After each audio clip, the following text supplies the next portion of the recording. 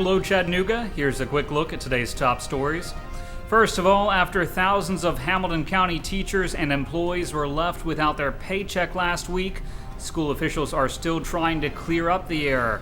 Officials say they were able to fix the $3.8 million error faster than they anticipated, and most employees received their money by Saturday morning. Now they've got to help teachers seeking reimbursement for any fees they might have incurred. Officials called the snafu a communication issue among the school system, the county trustee, and the bank. It's still not clear who's responsible for the mistake.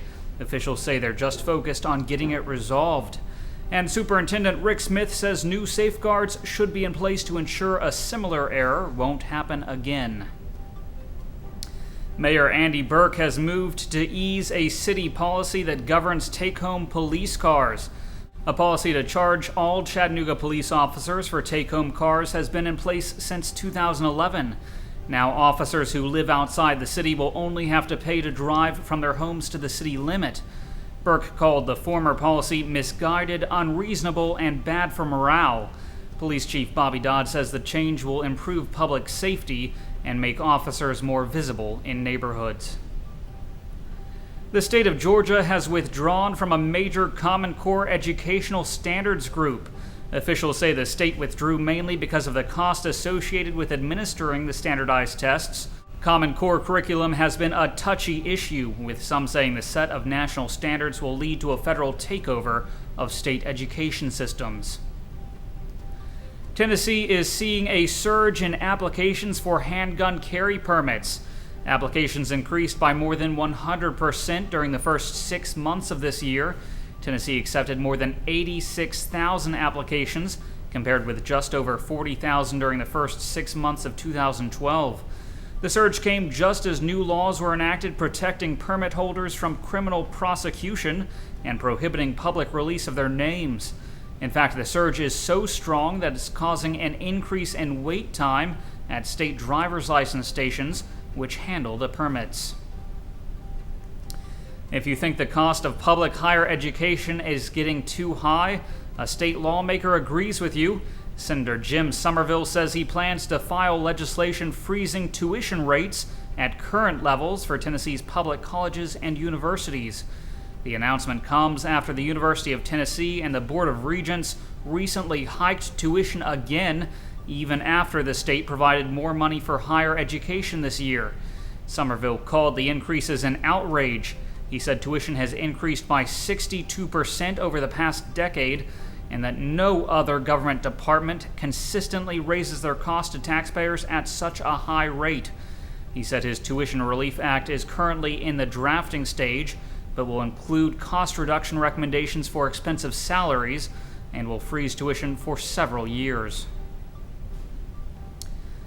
Chattanooga-based builder EMJ is embarking on its biggest project ever. The construction company will build a 500-room hotel and expand a casino in Tulsa, Oklahoma.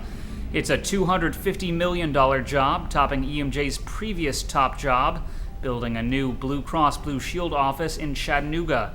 The new 22-story hotel and expanded casino is expected to open in 2015.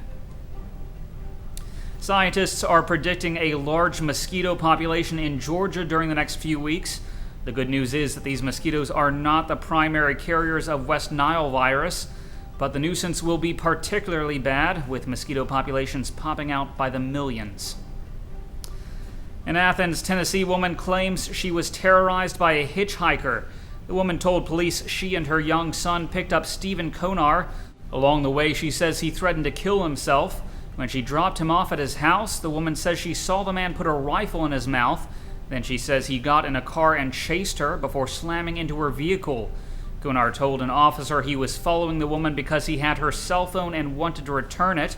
He's been charged with aggravated assault. A McMinn County man has died in a camping accident on Star Mountain in Monroe County.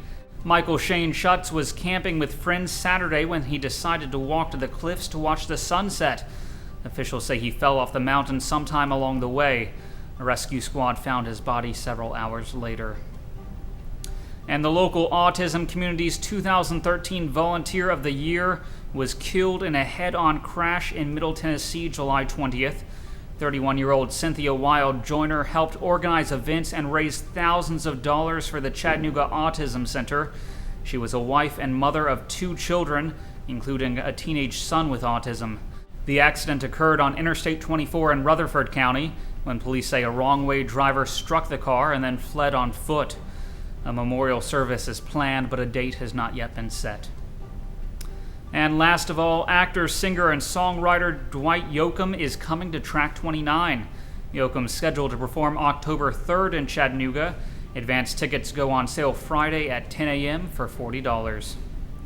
Turning to weather, there's a chance of showers and thunderstorms today with a high near 88 degrees. The low tonight will be around 71. I'm Harrison Keeley. For more on these stories and updates throughout the day, follow us on Facebook and visit timesfreepress.com.